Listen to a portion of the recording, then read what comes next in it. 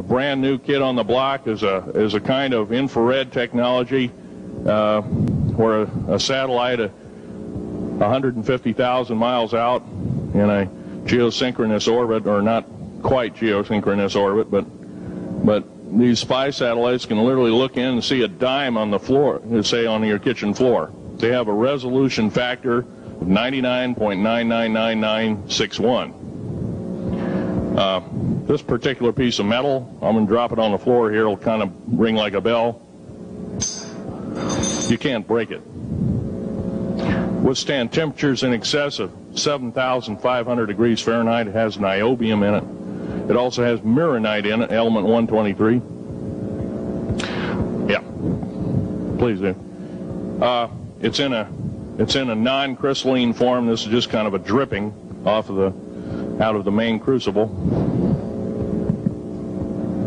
Here's a crystalline example. It's in the scalenohedral crystalline form. We got this from the large grays technology.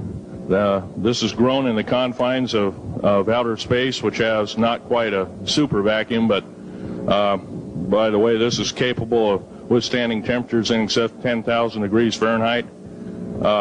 It's great for certain parts of aircraft. This kind of material I work with on a daily basis.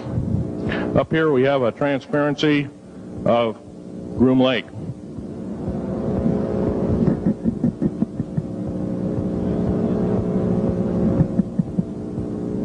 Groom Lake is where the infamous Area 51, S4, S2, a CIA base, it was originally a bombing range, a nuclear test site.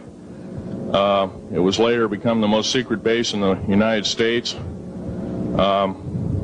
It employs over 18,000 workers who work in shifts of 12 hours at a whack. Most of them work in the cover of darkness, like us. We built 9 underground military bases there, each with an average capacity capable of basically a city underground, roughly 4¼ cubic miles hollowed out underground. They have boring machines, for instance. They don't bore, they literally vitrify and melt the rock, deflagrate the rock. It's a very sophisticated laser melting and deflagrating system. It reduces the rock to a powder and then melts the remaining rock as a coating on the inside of the base, so you don't have to use gunite cements and other kinds of things like that. That's all old hat now. Technology is just basically, the new technology we get is the old hat of the military. I'm going to be real brief about it. I carried a level 1 security clearance, the Rhyolite 38 factor. There are very few of us, there's nobody except myself, to my knowledge, talking like this. Nobody. I'm breaking the law. I'm breaking world as well as federal law, coming out and even talking about this to a group of people. I love my country more than I love my life. 2 weeks ago, I was shot in the shoulder.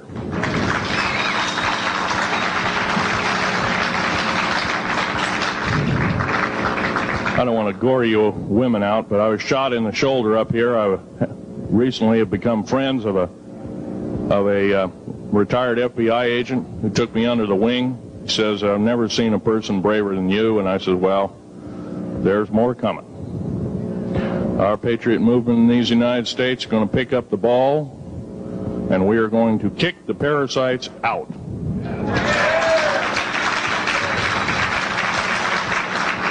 First of all, George Washington and Thomas Jefferson, a few other founding fathers, Patrick Henry to mention a few, all had visions that these United States is going to live 700 years from where they were standing, and that was somewhere around the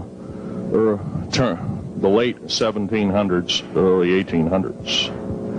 So you can count this country. This country isn't going to go to a new world order.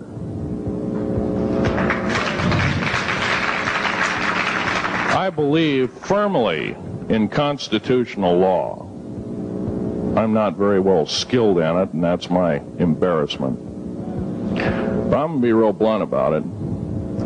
The government that is now instilled in ruling over us are ruling as we're serfs and they're the kings and queens. Now, that's a feudal system. That isn't even a democracy. We are now being ruled by an autocracy and a technocracy. In other words, technical knowledge as rules as king, with a feudal type system.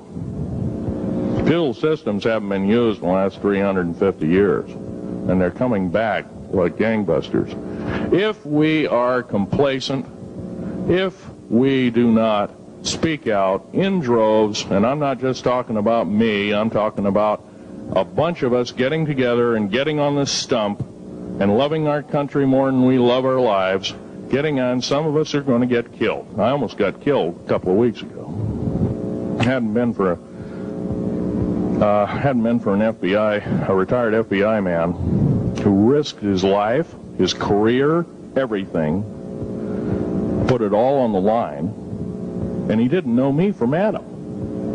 A week prior to that, he listened to one of my tapes I gave up in Post Falls, Idaho, and I'm going to be very blunt about, he said that we need a lot more of you, but unfortunately we're not getting anybody. Well, I'm not the best speaker in the world, but I'm trying to relay to you that we need to get out and seriously get the message out. These shows are great. This hall should be absolutely packed, standing room only, and we should be getting the message out to as many people as we can with as many shows as is it possibly to reach. The many is the public. We ought to get on talk shows. We've got to get on news shows and TV shows, and we have to really get the message out. And I think we're doing it, but it's a little bit slow in the first part. That's just that part of what I want to say. In working with the black projects, I was very loyal. I was picked because I was very strong mentally. There's a bunch of us that were picked because we don't crack under pressure. We don't freak under pressure, so to speak. Everyday events don't bother us.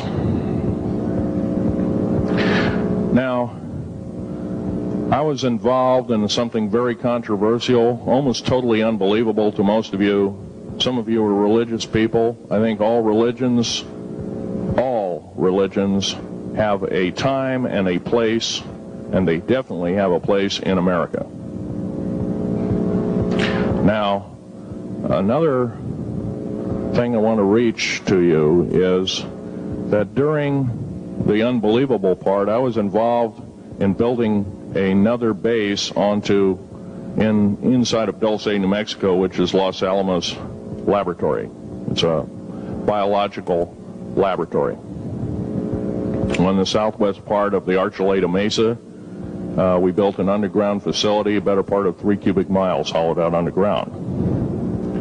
Then to the southwest of that, we were in the process of the early stages of building. We drilled 4 large tunnel-like holes. Some of them ran 2.5 miles under the surface. Number of the original wells or drilling machines that were used were at the rate of 2 miles a day. It was fairly rapid. The equipment kept coming up broken, so we wanted to go down and we wanted to send somebody down there, a human observer, or human observers in this case, to find out what was going on. Well, to our total surprise,